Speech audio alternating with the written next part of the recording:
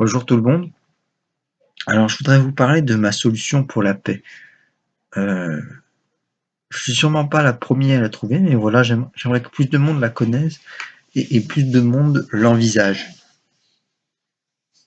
Et, et surtout, euh, que les gens essayent d'aller dans son sens. Donc, ce que je veux dire par solution, c'est pas une solution pour avoir la paix, parce que je pense pas qu'on l'aura vraiment un jour. C'est plutôt une solution pour tendre vers la paix. Vous savez, les 7 péchés capitaux de l'homme, tout ça, fait qu'il y aura toujours des crimes dans ce monde. Et ça, on n'y peut rien. Enfin, si on y peut quelque chose, mais disons qu'on ne pourra pas toujours tout envisager. Et il y aura toujours des choses qui iront dans le sens contraire.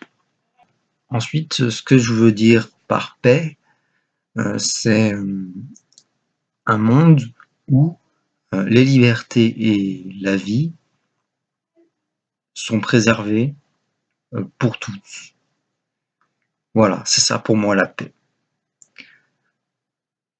Donc je vais vous expliquer comment y arriver. Donc pour moi, lorsque la parole ne suffit plus, lorsqu'on ne peut plus discuter avec quelqu'un, lorsqu'il va agir et qu'on ne peut pas parler avec lui, ou bien lorsqu'on ne peut pas l'arrêter avec les mots, eh bien il faut utiliser des armes non létales.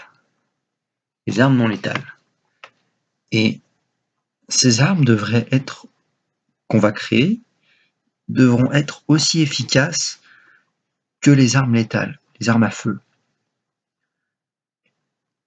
Ils devront stopper l'homme aussi efficacement. Qu'est-ce que fait ces armes létales? Qu'est-ce que font ces armes létales? Donc, ce qu'elles font, c'est qu'elles suppriment à vie définitivement les 4 sens de l'homme. La vue, l'ouïe, l'odorat, le toucher. Donc, ce que j'appellerais toucher, c'est le mouvement. Et dans le but de stopper cet homme. Nous, ce qu'on va faire avec nos armes non létales, on va vouloir aussi stopper ses sens, mais on va en fait les bloquer à court terme, dans le but d'arrêter cet homme. Ce qu'on va faire après est de l'emmener en prison. Donc, ce qu'on va chercher à faire, c'est bloquer soit la vue, la vue et ou l'odorat et ou l'ouïe et ou le mouvement pour arrêter l'homme. Donc moi, ce que j'ai trouvé, en tout cas pour mon projet, c'est la vue et le mouvement. C'est ce qui est le plus important à stopper. Parce que le mouvement, on arrête son mouvement, donc il ne peut plus agir. Mais le problème, c'est que il a très peu d'efforts à faire, lui, pour agir. Il a juste à faire un mouvement de doigt et à viser. Il doit viser la personne et faire un mouvement de doigt pour la tuer. Et nous, ce qu'on va faire alors, on va lui stopper son mouvement. Mais comme il a tellement peu de mouvements à faire pour tuer, on va lui stopper sa vue. C'est ça mon projet. Stopper sa vue. Et donc, une fois que ça sera fait, on l'emmène en prison. Et c'est là où mon plan prend tout son sens. Il faut faire un système d'éducation en prison pour changer cet homme, pour lui faire comprendre son erreur, en lui donnant de l'expérience qu'on a déjà vécue, pourquoi il ne faut pas tuer, par rapport à des expériences, des exemples concrets. On a fait plein d'erreurs dans l'humanité, je sais très bien que l'on peut expliquer pourquoi.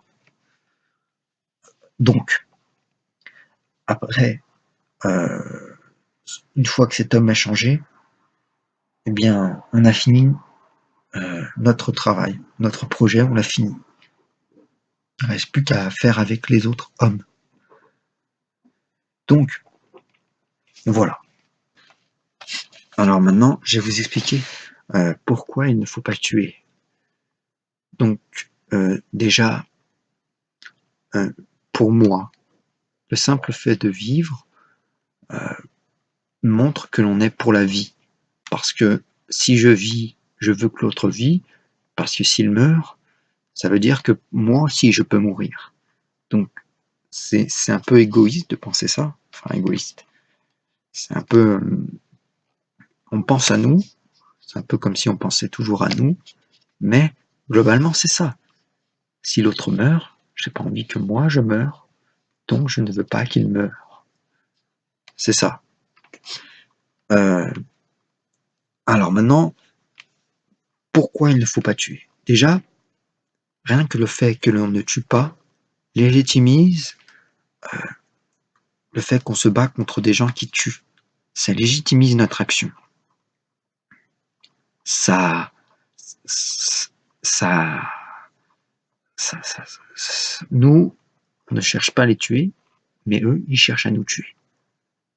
Et ils nous tuent. Et nous, on ne les tue pas. C'est beau et un beau de pas chercher à les tuer, mais il ne faut pas les tuer. Donc, voilà.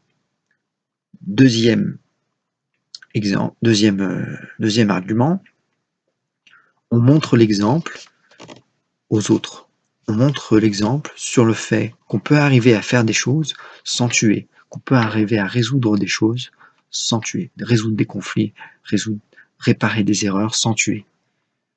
Voilà. Troisième argument, il n'y a pas de haine sur le long terme, donc pas de vengeance, parce qu'on ne tue pas les proches, les amis, la famille, ne cherchera pas à se venger, ne cherchera pas à, n'aura pas de haine particulière sur le long terme, je veux dire.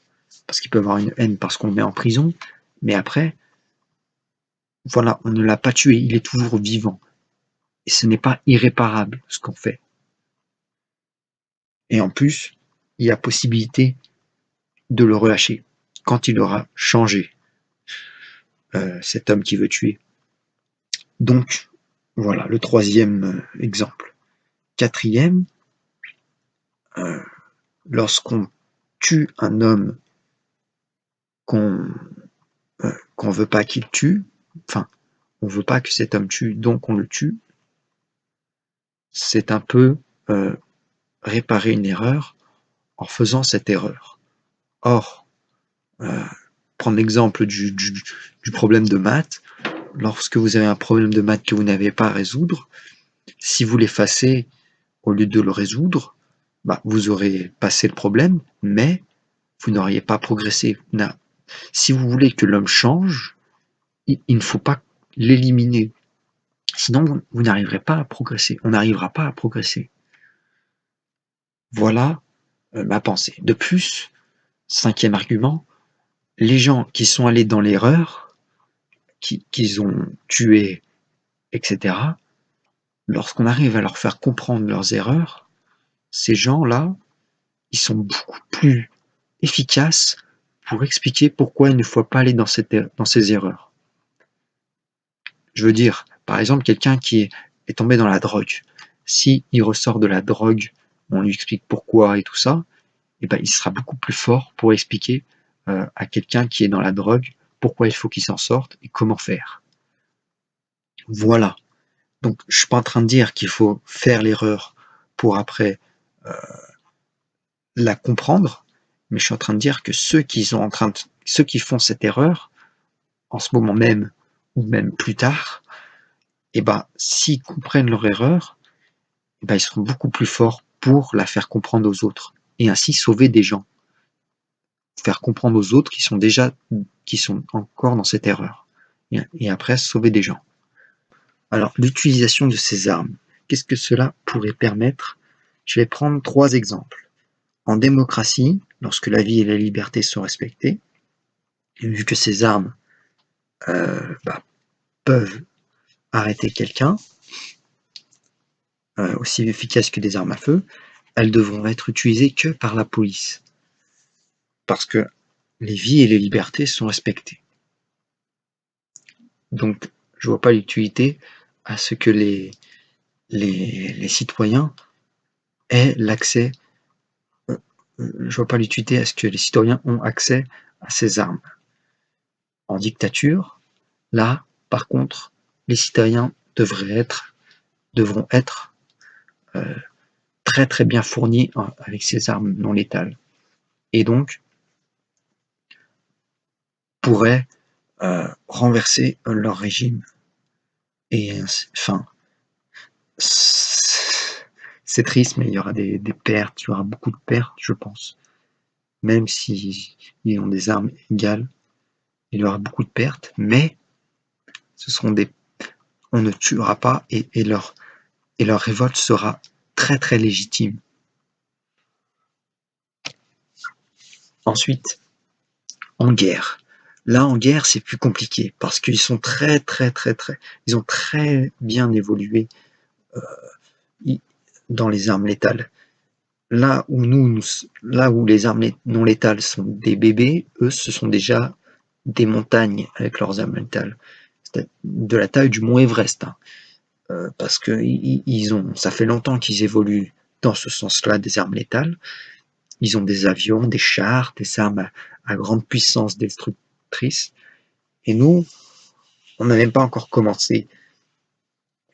Donc, il faudrait déjà stopper ceux qui fournissent en armes, donc les stopper soit par la parole, si c'est pas possible avec les armes non létales. Donc, stopper ces gens qui vendent des armes, qui les fournissent, qui les fabriquent, il faut les stopper. Parce que c'est pas là où il y a la guerre qui crée les armes. Non, ils sont pas en train de créer des armes et en même temps de faire la guerre. Du moins s'ils n'ont pas de base militaire plus ou moins éloignée du terrain de guerre. Donc voilà, il faut stopper là où ils fournissent. Là où ils fournissent, c'est là où il y a le problème. Stopper là où ils fournissent des avions, là où ils fournissent des chars, etc. Voilà globalement ce que je voulais vous dire. Après, je suis moi-même en train d'essayer de créer cette arme non létale. Après, j'en ai trouvé une qui bloque la vue et le mouvement. Je vais commencer à la poser. J'ai bien posé sur le papier ce que je voyais. Je connais la technique et à peu près comment ça va fonctionner. Ce qui me manque, par contre, c'est un endroit où je peux la créer. Ça peut être un garage, un hangar.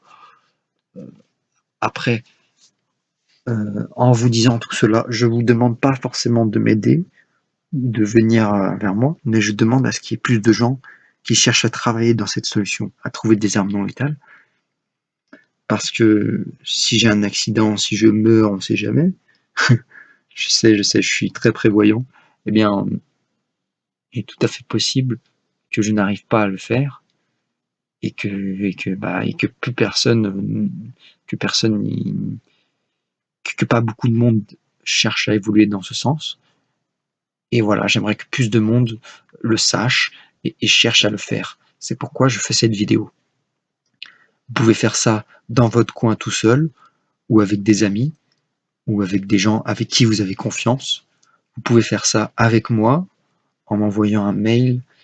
Je discuterai un peu avec vous pour savoir un petit peu si je peux avoir confiance en vous.